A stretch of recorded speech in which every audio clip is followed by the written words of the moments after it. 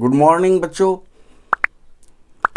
आज हम आपके लिए कक्षा 7 के पाठ 7 जिसका कि नाम है गति, दूरी एवं समय, उसी से संबंधित अपना तीसरा वीडियो आप सबों के लिए प्रस्तुत कर रहे हैं। बच्चों, इससे पहले के 2 वीडियो में हमने आपके साथ गति की संकल्पना यानी गति किसे कहते हैं, गति के प्रकार और चाल तथा साथ ही साथ समय के विभिन्न पहलुओं पर आपसे चर्चा किया। बच्चों, आज हम अपने इस पाठ के एक अंतिम खंड आलेख, जिसे कि ग्राफ कहा जाता है, उसे हम इस पाठ के संदर्भ में कैसे तैयार करेंगे, आलेख को हम कैसे खींचेंगे, आलेख क्या है, इन सारी बातों को आपके साथ शेयर करेंगे। बच्चों, आप आए दिन अखबारों में या दूरदर्शन पर विभिन्न प्रकार के आंकड़ों का चित्रीय निरूपण आप देखते होंगे। ये आंकड़े दंडालेख के रूप में या वृत्त चित्र के रूप में, पाई चार्ट के रूप में भी आप देखते होंगे।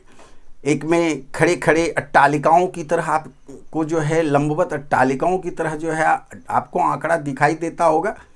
दूसरे में एक वृत्त गोलाकार चित्र के अंदर विभिन्न हिस्सों में बटा हुआ भाग के द्वारा आप चित्रीय निरूपण को देखते होंगे। तो आइए आज हम इसी के बारे में आपसे चर्चा करें। सबसे पहले हमें यह देखना होगा कि आलेख या ग्राफ क्या है। आपके सामने आलेख या ग्राफ, पेपर जो होता है कॉपियों के अंदर, उसका जो है सबसे पहले हम आपको दर्शन कराते हैं। ये देखिए, पूरे के पूरे पृष्ठ पर है ना, क्षैतिज और ऊर्ध्वाधर रेखाएं एक समान दूरी पर इसमें खिंची हुई है। आप इसे देख रहे होंगे। यह ऊर्ध्वाधर रेखाएं और क्षैतिज रेखाएं बराबर दूरी पर खींची गई है। इसे ही हम आलेख पेपर या ग्राफ पेपर कहते हैं। आपने इसे देख लिया। अब आप देखिए कि इन आलेख पर हमें क्या करना पड़ता है। इसे निरूपित करने के लिए हमें जो है, अब हम अपने बोर्ड की सहायता से भी आपको समझाते हैं। ग्राफ पेपर पर तो आपकी लाइन खिंची हुई है ना, तो उस पर जो है आप क्या करते हैं कि आलेख पर दर्शाते हैं। जैसे आपकी किताब में एक उदाहरण दिया हुआ है कि कुछ बच्चे पिकनिक के लिए अपने विद्यालय से है ना जा रहे हैं, और इस संदर्भ में बच्चों ने जब विद्यालय से बस चलना शुरू किया, उस समय से लेकर के लगातार मिनट के अंतराल में बस ने कितनी दूरी तय की, इसे जो है वो नोट करते चले गए। पहले मिनट में कितना, दूसरे मिनट में कितना। प्रश्न है कि यह कैसे। तो बच्चों, बस में आप देखेंगे कि कुछ ऐसे यंत्र लगे हुए होते हैं, है ना, जो बस की स्पीड को भी बताते हैं, बस ने कितनी दूरी तय की इसको भी बताते हैं। स्पीड को बताने वाले जो यंत्र होते हैं गोल गोल लगे हुए होते हैं। इसे आप अभी चित्र में देख लीजिए। इसे हम है ना स्पीडोमीटर कहते हैं। यह जो चित्र आपके सामने है, यह बस की गति को किलोमीटर प्रति घंटे में दिखाता रहता है कांटा के द्वारा। ये जो कांटा बीच में है, लाल रंग का या ऑरेंज कलर का, जिस भी कलर का हो, अलग अलग वाहनों में आप अपने मोटरसाइकिल में भी घरों में देखते होंगे, या कार होगा तो आप उसमें भी देखते होंगे। और उसी के नीचे एक कटी हुए है ना कोष्ठक नुमा लंबवत आयत जैसा बना हुआ है, उसमें कुछ अंक आगे पीछे होते रहते हैं।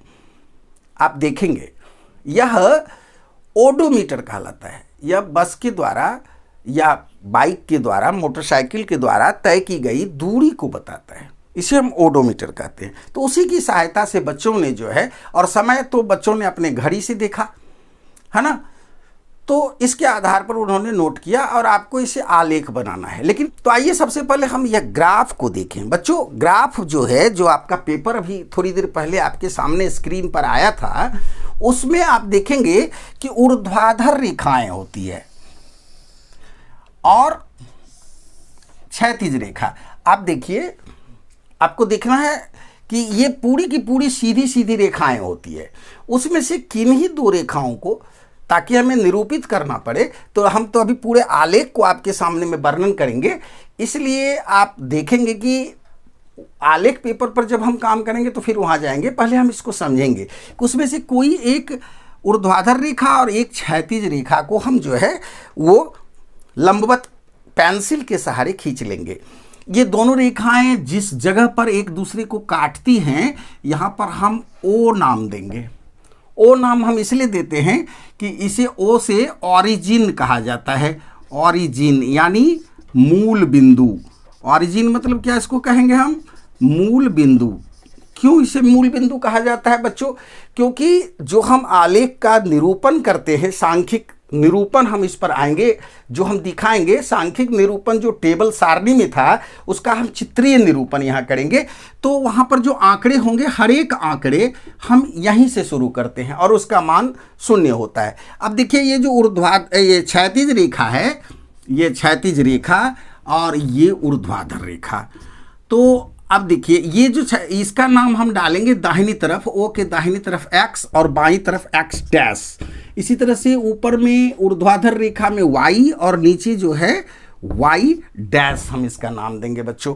अब आप देखिए कि इस आधार पर इसमें जो और छोटे छोटे सेंटीमीटर के रूप में जो यहाँ पर आपको दिख रहा है, ढेर सारे लाइंस हैं, है ना, हम उसमें से यहाँ पर क्या कर रहे हैं कि बराबर दूरियों को लेकर के हम प्रयास कर रहे हैं कि हम उन्हीं लाइनों को दिखाएं, है ना। 1 2 3 4 5 6 7 8, 1 2 3 4 5 6 7 8। इसी तरह से हम ऊपर भी ले सकते हैं, 1 2 3 4 5 6 7 8। ये सादे कागज़ पर बनाने पर हमें इस तरह से करना पड़ता है। हमारा व्हाइट बोर्ड पूरा सादा है, लेकिन आपका आलेख पत्र जो है ऐसा नहीं होगा, वो सादा नहीं है, वो लाइनिंग किया हुआ है। बार बार मैं आपको याद दिला रहा हूँ। सेंटीमीटर का आलेख हो सकता है, इंच का आलेख हो सकता है, जो भी आलेख हो, है ना। बाद में हम जब मानक लेंगे तो उस समय हम समझेंगे कि हम क्या कर रहे हैं, है ना। 1 2 3 4 5 6 7 8, हमने हर तरफ 8 लिया है सुविधानुसार। अब देखिए, हमें क्या है कि ये जो हमारा x डैश ओ x है, इसे हम x अक्ष कहते हैं। इसका नाम x अक्ष, x डैश ओ x को हम क्या बोलेंगे, x अक्ष। और उसी तरह से y ओ y डैश, ये जो हम देख रहे हैं, इसे y अक्ष कहा जाता है बच्चों। हमने आपको कहा कि सभी दूरियां यहाँ से मापी जाती हैं, ठीक है, और यहाँ पर x का भी मान 0 होता है और y का भी मान 0 होता है। लेकिन मूल बिंदु से, ऑरिजिन से जब हम दाहिनी तरफ चलते हैं तो यहाँ मान का निर्धारण पॉजिटिव होता है। पॉजिटिव आप समझते होंगे, धनात्मक। इसे हम क्या बोलेंगे, धनात्मक, यानी इसका धनात्मक मान इधर लिया जाता है। और ये जो है, ये नेगेटिव मान यदि होंगे, माइनस में कोई मान है, ऋणात्मक मान x अक्ष पर बाईं ओर आता है मूल बिंदु के, ठीक है, ये ऋणात्मक होंगे। उसी तरह से हम y अक्ष पर देखेंगे तो O से, यानी ऑरिजिन से ऊपर का जो मान है ये पॉजिटिव होगा बच्चों, है ना, धनात्मक होगा। और उसी तरह से ये नीचे का जो मान होगा ये नेगेटिव होगा, यानी ऋणात्मक होगा। हमें ये ध्यान देना है बच्चों। अब देखिए, ये तो हमने देख लिया, हम इसको पूरे के पूरे इस तरह से जो है मूल बिंदु को हमने देखा। ये जो कटान बिंदु, दोनों ऊर्ध्वाधर और क्षैतिज रेखाएं जहाँ पर, हाँ याद रखना है कि ये लंबवत काटनी चाहिए और कटेंगे ही। आप कोई भी यदि दो एक ही रेखा ले रहे हैं उस आलेख पत्र में, और जब आप उस पर से लेकर के आप लाइन खींचते हैं पेंसिल से, तो वो लंबवत ही कटेंगे, इसमें कोई शंका नहीं है। अब आइए, इस आधार पर आपका जो ये आलेख पत्र है, मान लीजिए ये पूरा आलेख पत्र है और आपने जो ऐसा खींचा तो पूरा का पूरा आलेख आप देख रहे हैं 4 भागों में बट गया, 1 2 3 और 4। और ध्यान रखना है कि एंटी क्लॉकवाइज जो है इसका नामकरण होता है। इसे कहते हैं प्रथम पाद या फर्स्ट क्वाड्रेंट। फर्स्ट क्वाड्रेंट इसको बोला जाता है बच्चों अंग्रेजी में। ये जो है second quadrant, second quadrant QUADRANT या द्वितीय पाद, ये हो गया हमारा, क्या हो गया, द्वितीय पाद। इस आधार पर ये क्या हो जाएंगे, तृतीय पाद। इसे अंग्रेजी में क्या बोलेंगे बच्चों, थर्ड क्वाड्रेंट QUADRANT क्वाड्रेंट। और ये हमारा तब हो जाएगा फोर्थ क्वाड्रेंट QUADRANT। हम आपको सुविधा के लिए बार बार स्पेलिंग बोल दे रहे हैं, है ना, चतुर्थ पाद। अब आप देखिएगा कि लोकेट करने के लिए भी कभी कभी आता है कि ये बताइए कौन से पाद में जाता है। तो ये गणित में इसकी बातें हो गई, हमें तो यहाँ फिजिक्स में, है ना, आलेख खींचना है। लेकिन जब हम ग्राफ की जानकारी ले रहे हैं तो हम पूरी की पूरी जानकारी इसमें ग्राफ में हम प्राप्त करेंगे बच्चों। प्रथम पाद में जब कोई भी बिंदु इधर आते हैं, यहाँ पर यदि हम किसी बिंदु को लोकेट करते हैं तो नेचुरली हमें याद रखना होगा कि फर्स्ट क्वाड्रेंट में एक्स जो है, जब भी हम आएंगे तो 0 से इधर चलेंगे हम, यानी क्या हम चल रहे हैं, पॉजिटिव में आते हैं। पॉजिटिव अच्छा करते हैं कि हम इसको लिख ही देते हैं, 1 2 3 4 5 6 7 8 ये सभी पॉजिटिव हैं, लेकिन ये इधर नेगेटिव होंगे, -1 -2 -3 -4 -5 -6 -7 -8। चारों क्वाड्रेंट में हम वैल्यू देख लेते हैं। तो इसमें जो है x का जो है ये पॉजिटिव आएगा, y का भी पॉजिटिव आएगा, ये दोनों प्लस होंगे। इसमें क्या होंगे, x हमारा ये नेगेटिव हो जाएगा और y हमारा क्या हो जाएगा, पॉजिटिव होगा।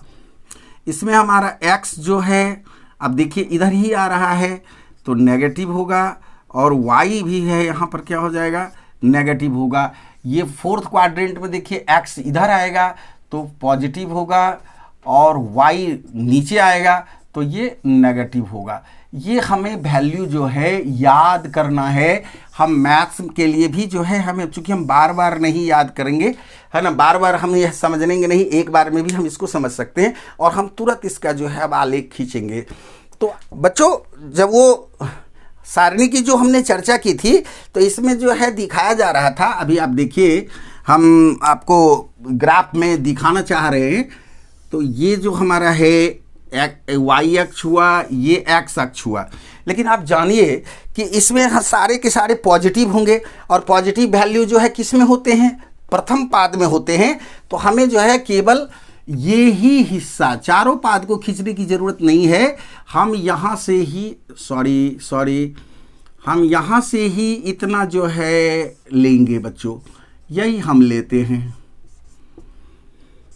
इसमें हमारा y हो गया, ये o हो गया और ये x हो गया। बाकी का हिस्सा हमको लेने की ज़रूरत नहीं है, क्योंकि दिखाना है हमें तो जिस भाग में दिखाना है हम उसी का पूरा निरूपण दिखाते हैं। तो ये हमारी सारणी है, हम इसी का, है ना, दूरी समय ग्राफ बनाएंगे।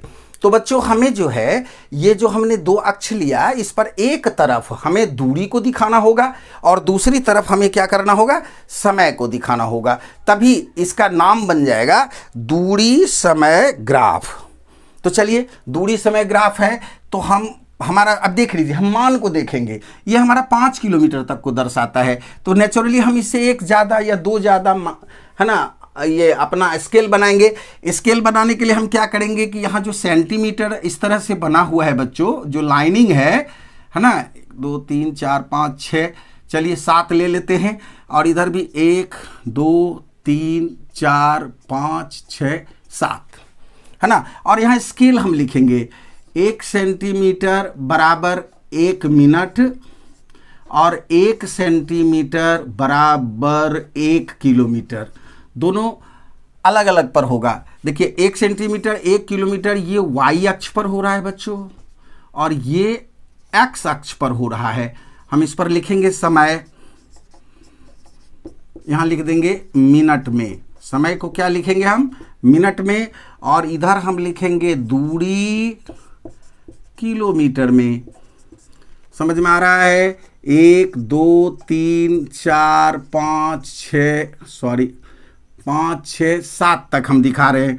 इधर 1 2 3 4 5 6 7, ठीक है। और हमारे अब देखिए मात्रक को हम देख लेते हैं बच्चों अपना, है ना, इसको हम पॉइंट करते हैं। अब आइए यहाँ तो पहला है 0 0 दोनों का है, तो आपने बताया 0 0 मान तो यही हो जाएगा बच्चों, ठीक है ना। अब तो जान रहे हैं, हमने कहा था ऑरिजिन यानी मूल बिंदु पर मान क्या होता है, 0 0 होता है। अब देखिए पहले मिनट में 1 किलोमीटर, तो पहला मिनट में 1 किलोमीटर, तो हम यहाँ से ऊपर जाएंगे और यहाँ से भी आएंगे मोटा मोटी ऐसे। देखिए ये हमारा पॉइंट हो गया, ठीक है। दूसरे मिनट में 2 किलोमीटर, आसान है, इस तरह से यहाँ से आएंगे, ये कुछ यहाँ आ जाएगा, ये लगभग उतने सीधा इसमें तो नहीं होगा, आपको लाइनिंग में सीधा दिखेगा। तीसरे मिनट में इस जगह पर लगभग आएगा, आप देख लीजिए। चौथे मिनट में कुछ इस जगह पर आएगा, इस तरह से हम देखते हैं चौथे मिनट में, और इसी तरह से 5वें मिनट में कुछ इस तरह के यहाँ पर आ जाएगा। हम इसको मिलाने के लिए ये लाइनिंग कर रहे हैं, इस तरह से ब्रॉकेल लाइन आपको दिखा रहे हैं बच्चों। लेकिन है क्या, आपको ब्रॉकेल लाइन से दिखाने की जरूरत नहीं पड़ेगी, क्योंकि आपके पास तो हमने आपको जो आलेख पत्र दिखाया था उसमें सीधी सीधी लाइन थी।